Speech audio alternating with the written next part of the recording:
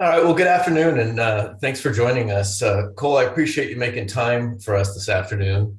For those of you who don't know me, I'm Matt Schied with On-Call Compliance Solutions, and we partner very closely with Reliant Defense and Cole Blumer, our resident ITAR and EAR expert. Asked Cole to sit down with me today for a few minutes.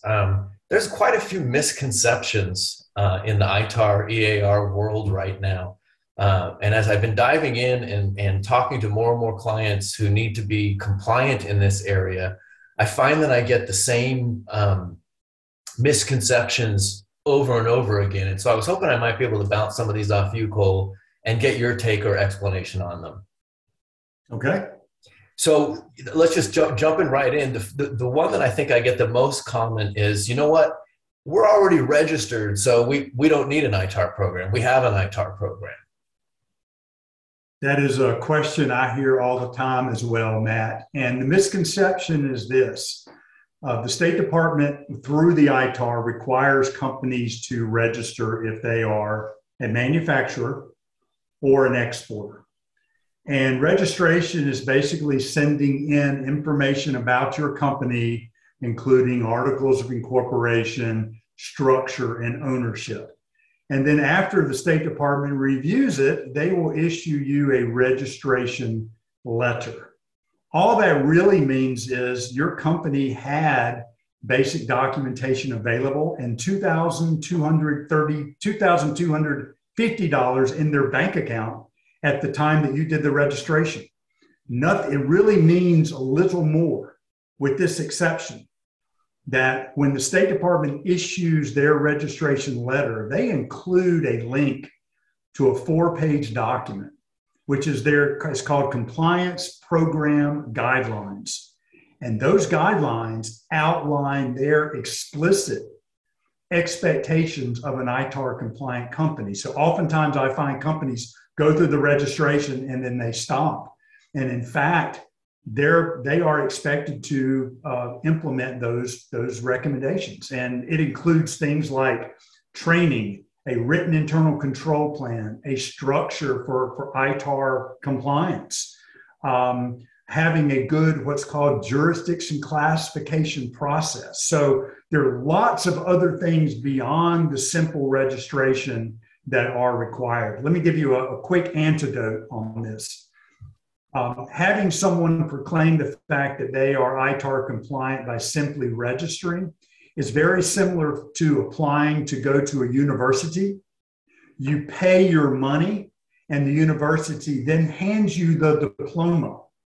And then after they hand you the diploma, hand you the syllabus of all the work that you are expected to do to earn that diploma. It seems a little bit backwards, but that is exactly what happens with being an ITAR compliant company. So the DDT registration is really just one part in a much larger and broader program that encompasses a lot more topics. Is that safe to say? That is safe to say. And when you actually go through the registration process, there is actually a question on the registration form that asks if you have a written internal control plan, which is an indication that the State Department expects you to have a robust program and a set of procedures that you follow. Similarly, a lot of companies that go through the registration process thinking that they have ticked all the boxes because it might be a requirement of their, let's say, their customer who might be a prime contractor to the DoD. It goes again beyond the registration because there's an expectation that those customers want to have a high degree of certainty, and they have an expectation that those registered companies have a robust program, which means they are able to clearly protect all the ITAR and EAR data they receive to make sure that they are not re-exporting it or providing it to non-US persons in the US or abroad. And then those companies are expected to look after their own supply chain in the same way. And the only way to do that is really have a high degree of understanding and a robust program that goes beyond the mere registration activity. Okay. Yeah, and that's a common one. And then, you know, the flip side of that coin, I often hear that, I'm not required to register with the DDTC, so I don't need to have an ITAR program. But oftentimes those are folks that I know that are involved in, say, testing or designing. And so I know they're handling the ITAR data or the information. Can you talk a little bit to that? Absolutely. So on one hand, I would say to those companies, you are correct legally to a certain degree. And what that means is when you look at the actual ITAR, there's a section 122 that talks about registration. And so what I just mentioned a moment ago, registration is required for any manufacturer of a defense article or an exporter of defense article. And there's a third tier of that for a broker. But someone that might not actually be a manufacturer, they might do engineering design, they are correct. The ITAR itself doesn't require the registration. But when a company, one of their customers wants them to be ITAR compliant, they expect that company to have all of the other tenets that are required for ITAR compliance. So what does that mean? Well, they want you to have the registration. They want you to go through a basic assessment and a gap analysis so someone can help them structure an acceptable program. And they want them to have written internal controls, because even if they are an engineering firm, possibly, yes, they might not have to register, but they have to have those programs and training and understanding in order to make sure that they are a good business partner for their prime contractor who's flowing down that requirement. Okay. I get asked a lot, almost the first thing out of a lot of my phone calls that I get about the ITAR is, hey, I need to get ITAR certified. What is your certification program? How long does it take and what does it cost? Yes. And if I understand correctly, there really is an ITAR certification per se. That is correct. So there are two things that are what I would call my pet peeve. Number one, someone saying they are ITAR certified, because there is no such thing as a certification. Number two, and I'll cover the other pet peeve and come back and answer your question directly, is someone they proclaim on their website, going back to your first question, we are ITAR registered. And quite frankly, all that means is they paid money and submitted information about their company. What the defense industry is looking for is someone that says, we are ITAR compliant, or we have an ITAR compliant program. And what this really means is typically starting with registration.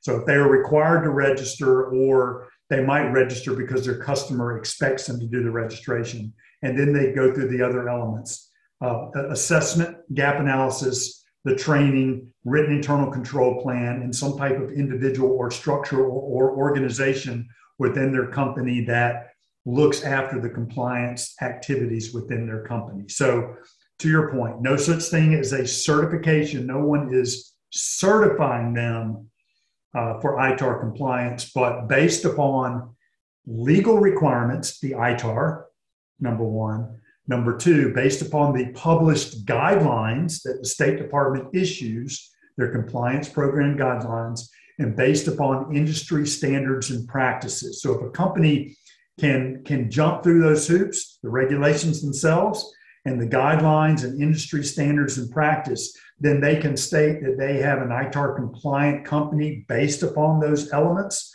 but there's no official certification. Okay. All right. So another one, and man, I get this a couple times a week.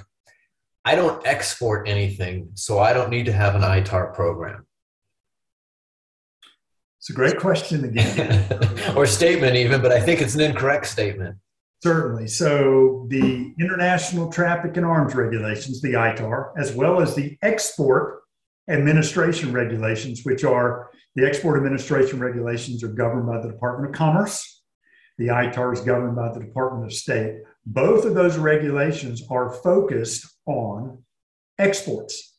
So if a company were merely an importer, they don't have to comply with either one of those regulations. However, this is one of the big major reasons why there is a flow down requirement, starting with the DoD or with prime contractors to their supply chain to be export compliant is the risk of what's called a deemed export. A deemed export is providing access to an ITAR or EAR materials, data, hardware, or service to a foreign national, either abroad or within the United States. So what does that mean? That means if a company employs a foreign national, someone that's not a US citizen or a green card holder, and they provide access to export control data, then that company has just made an export even within the territory of the United States.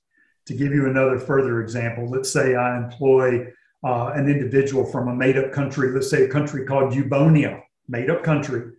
And so they might be here working legally, they have a work visa, they might be a great employee, but if I have ITAR controlled technical data and I give them access to it either in a physical form or in an IT environment in the United States, or I give them access to the actual military article, the hardware itself, then I have just made an export to the country of Eubonia, even though, again, I might be located in the United States. So the export regulations, the ITAR and EAR, directly to those instances, and they require, and the US government and the prime contractors require those companies to implement an export compliance program based upon the potential risk of the deemed export that can occur in the United States.